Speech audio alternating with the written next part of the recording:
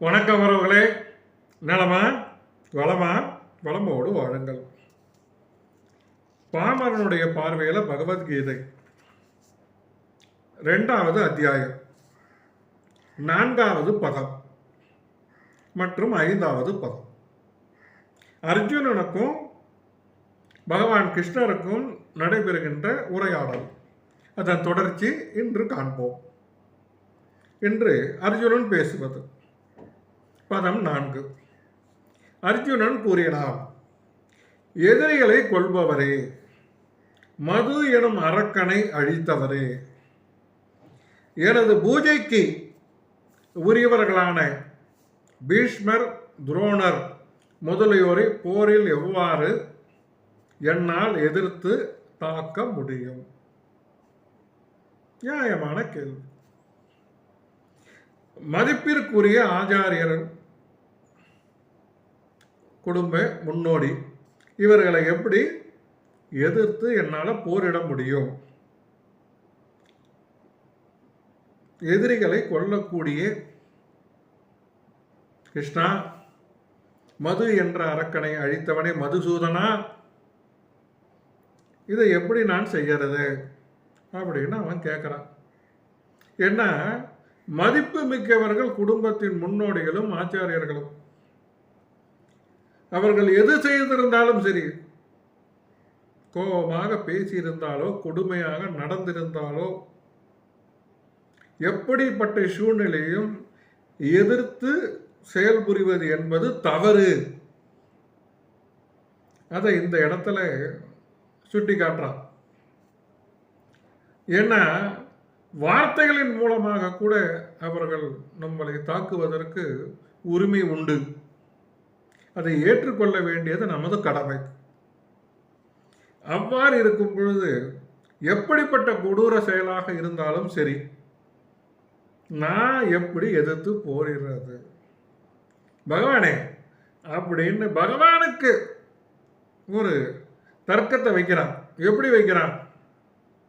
உங்க தாத்தா உக்ரசேனரோ அல்லது உங்க ஆச்சாரியன் சாந்தீபனி முனிவரோ இப்படி செய்திருந்தா நீங்க என்ன செஞ்சிருப்பீங்க அப்படின்னு ஒரு சொருகிறான். பகவானுக்கே வா நாராயணா, எல்லாம் நேரண்டா நாராயணா. பார்த்தீங்களா, கர்மா அங்க பகவானுக்கும் வேலை செய்யுது. ஏன் பகவான் நீங்க இப்படி செய்யலாமா அப்படின்னு பகவானை பார்த்து இவன் கேள்வி கேட்குறான். சரி, அதோட விட்டானா? அடுத்து திருப்பி தொடர்ந்து கேட்குறான். 5வது பதம், மகாத்மாக்களான எனது ஆச்சாரியர்களின் வாழ்வை அழித்து நான் வாழ்வதை விட இவ்வுலகில் பிச்சை எடுத்து வாழ்வதே மேல். உலக லாபங்களை விரும்பும் போதிலும் அவர்கள் பெரியோர்களே, அவர்கள் கொல்லப்பட்டால் நாம் அனுபவிப்பவை அனைத்திலும் இரத்தக்கரை படிந்திருக்கும். அவங்க எது செய்தாலும் ஏற்றுக்கொள்ளணும்.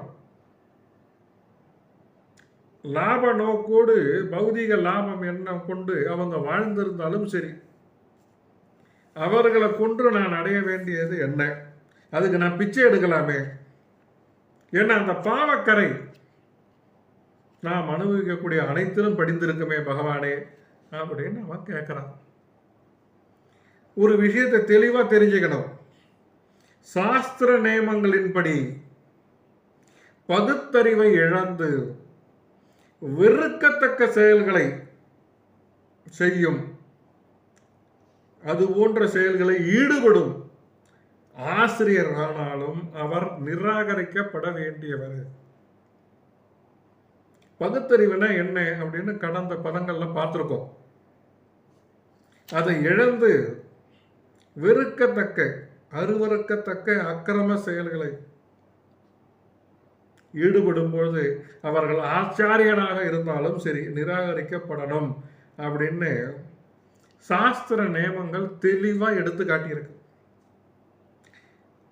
இந்த பதத்துல இன்னொரு செய்தியும் இருக்கு.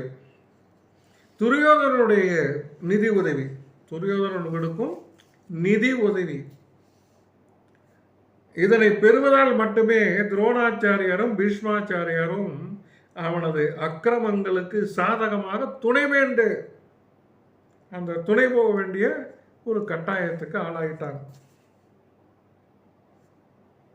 அந்த துணை போக அப்படிங்கிற அந்த செய்தி தான் செஞ்சோற்று கடன். நாம் ஏற்கனவே கடந்த அத்தியாயங்கள்ல அதை பற்றி பார்த்துருக்கோம்.